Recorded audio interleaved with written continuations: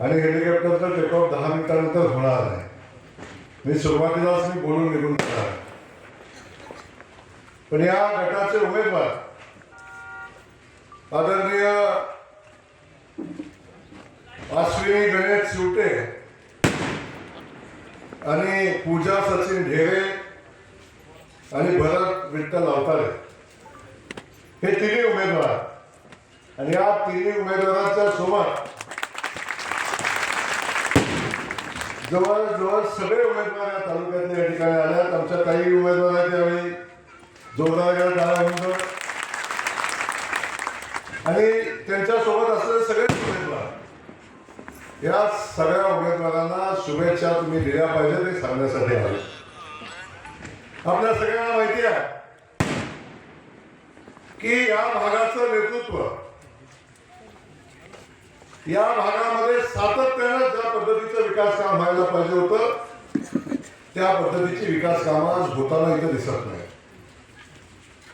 प्रत्येक वेळी वेगवेगळ्या स्थित्यंतर होत आहेत, गणित वेगवेगळी होत आहेत, आणि या ठिकाणी ज्या पद्धतीचं स्टेबल नेतृत्व या ठिकाणी निर्माण व्हायला पाहिजे त्या पद्धतीची परिस्थिती निर्माण होत नाही, आणि त्याचा परिणाम म्हणून हा तालुका विकासाच्या बाबतीत सातत्यानं मागं राहतो अशी परिस्थिती आहे.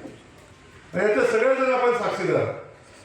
पण मी आज एवढंच सांगण्यासाठी आलो, ज्या निवडणुका आता चालू आहेत, जिल्हा परिषद, पंचायत समिती, या दोन्ही ज्या संस्था आहेत आणि त्याच्या पुढची संस्था जी आहे ती ग्रामपंचायत आहे, त्याच्याही निवडणुका भविष्यात आता होणार आहेत. या सगळ्या संस्था ग्राम विकास खात्याच्या अंतर्गत येतात. ग्राम विकास खातं कुणाकडे आहे? कुणाकडे आहे काय का माहिती? कर्मचाऱ्याच्या माणसाचा आवाज पण नाही. कुणाकडे आहे? जयकुमार गोरेकडे आहे, आणि तो जयकुमार गोरे तुमचा प्रलोभ आहे. ग्राम विकास खात्याच्या माध्यमातून ह्या सगळ्या संस्था चालतात. जो काही निधी येतो, जे काही काम मंजूर करायचं असतं ते प्रत्येक काम जिल्हा परिषद पंचायत समितीसाठी मंजूर होतं.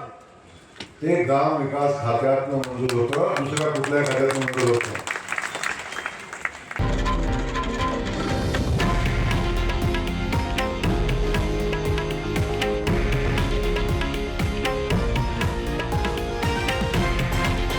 हे आहे देशातील नंबर 1 न्यूज नेटवर्क आणि आपण पाहत आहात TV9 मराठी, एकमेव.